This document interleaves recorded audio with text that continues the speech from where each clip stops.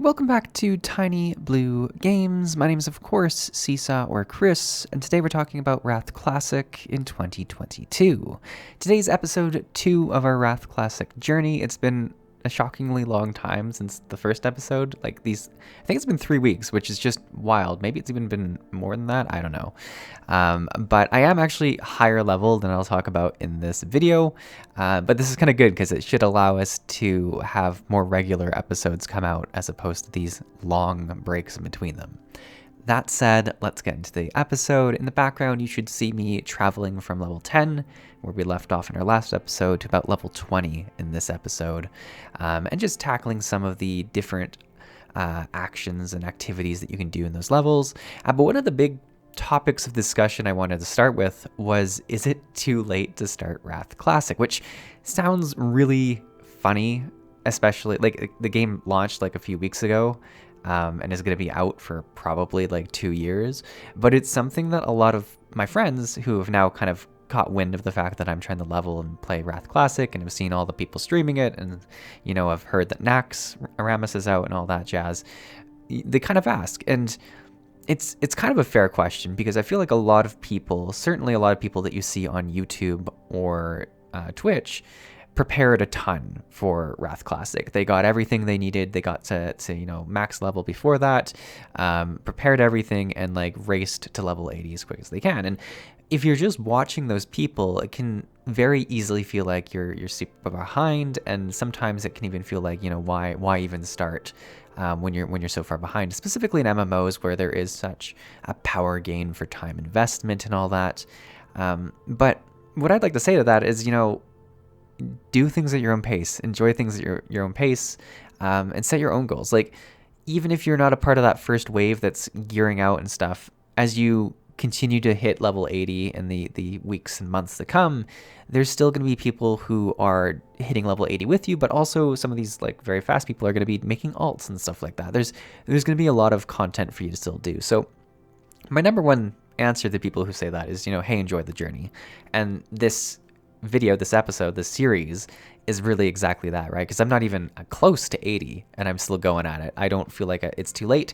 I've seen tons of people actually join these servers, even some of the less popular servers, particularly on the Horde side, who are trying to level up and enjoy Classic, and they're coming in excited to get into Wrath again and stuff like that. So there are a lot of people still kind of in that beginning journey, and you shouldn't feel like you shouldn't start it if you haven't yet.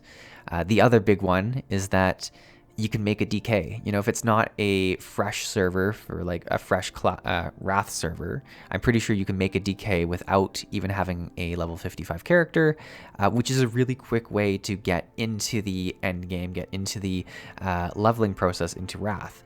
And there are some hurdles with this. For instance, there are a lot of people who have done this, so you're going to be with a lot of other DKs. And what I've seen, even as someone who's not max level, in the looking for group chats and stuff like that, you see a lot of groups that are saying, hey, looking for more DPS, they can't be a plate wearer or something like that, or looking for DPS can't be a DK, just because there are so many of them. That all said, you're still going to be able to do a lot of the content. Hey, DKs are very strong. Even if there are tons of them, they're still a very desirable class in a lot of situations. And if you're making your own group, you can be the one who says, no plate wearers. We want other people in the group as well. So that's one option. And then the last option, obviously, is you could do a boost. If you're someone who, you have all of your friends who are already level 80 and are diving in it, and you don't want to miss out on that first tier of the expansion, yeah, go for it, whatever. Is there for people like that. So, I think no matter what, if you're someone who feels like you've missed the boat, you haven't missed the boat, jump on it. But let's talk a little bit about our journey itself. I've really been enjoying Classic leveling, and there's 2 key things throughout levels 10 to 20 that felt so good. Number 1 is getting a talent point when you level. It's such a little thing, but it makes you feel like every single level you're like, yes, I get a little bit stronger. It's something powerful. You get that talent point, you get some stat points obviously increased as well, and it just feels really good to get that level. So I've been a big fan of that. It's probably one of the best things to kind of work through your talents. I've already reset my talents twice, and the goal goes up, like the gold you need to spend to do it goes up significantly every time. So I've kind of pumped the brakes on that a bit, and I'm like, all right, we're gonna stay with this for a bit. I do think eventually I'm gonna want to go holy Pally, but I think I'm gonna try and wait at least till TBC, maybe even till the start of like Wrath leveling, and that's when I'll make that switch. Because currently I've mostly been doing prot and then DPS, which has worked well for questing as well. So that's kind of been fun. The other big one is the gear. Like when you don't have heirlooms, like in retail, you pretty much have heirlooms in most of your slots. It's actually very rare that you get a piece of gear from quests or from dungeons, and you're like, wow, I can actually equip this. Whereas in this version, almost every quest, every dungeon, there's something that you're like, oh my god, that's a huge upgrade. That looks like so cool. I want that on my character. There's no transmog, so like you actually change appearance when you put this different gear on.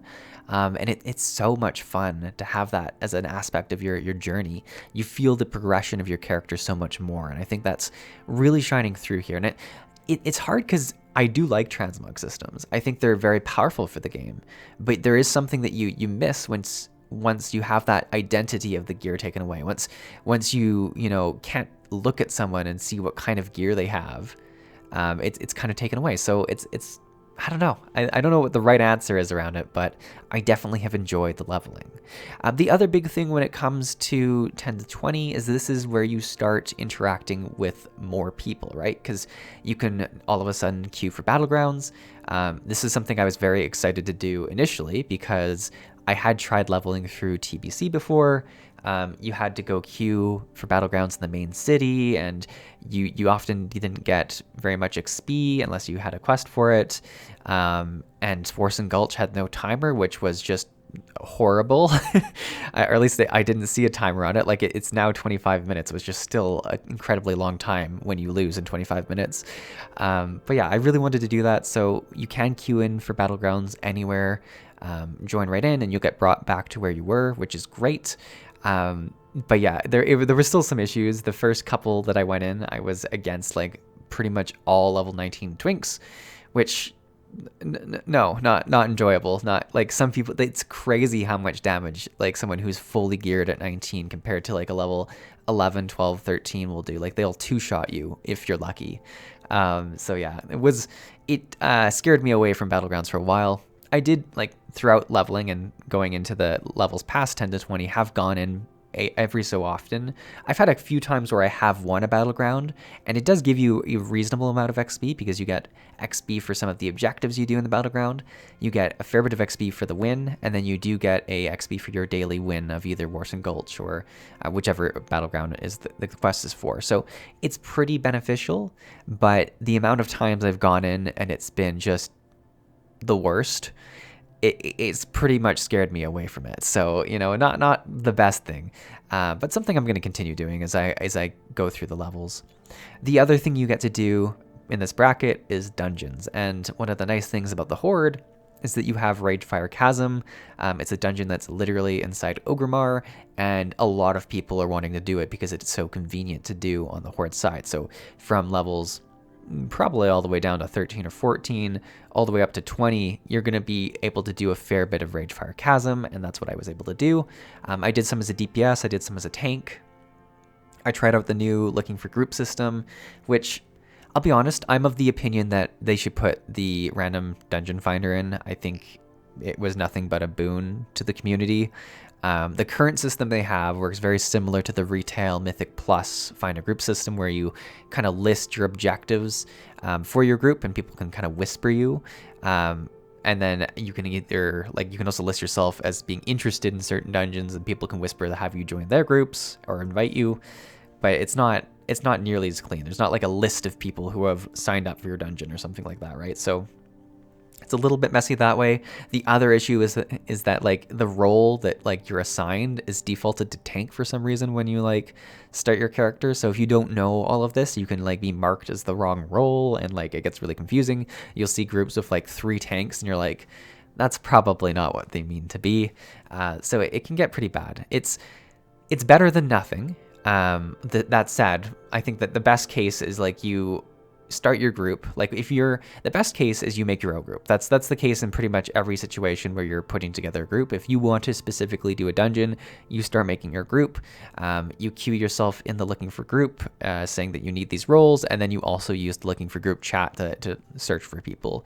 And you do this while you're questing. And it's pretty good while you're questing because like you'll have both of those, like the chat as well as the post in the looking for group system, and you'll probably find a few people who whisper you and stuff like that.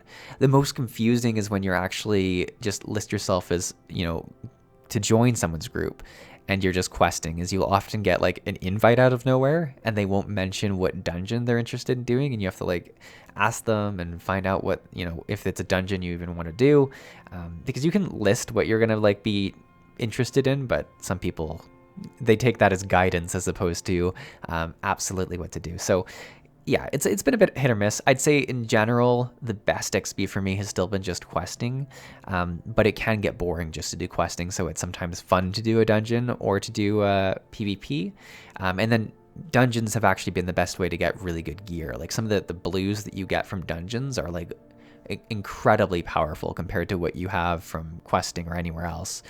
So if anything, it's kind of nice to get some really great gear from the dungeon and then go and tear up some quests and do it that way. So very fun that way. But that's pretty much where we're at. This is the 10 to 20 part of the episode. We'll try and roll out some more of these, hopefully with a less lengthy gap between episodes. But yeah, if you've been enjoying this series, let me know. If you have any questions about my journey so far, feel free to ask them in the comments below. But other than that, thanks for watching. I'll see you in the next episode. Thanks.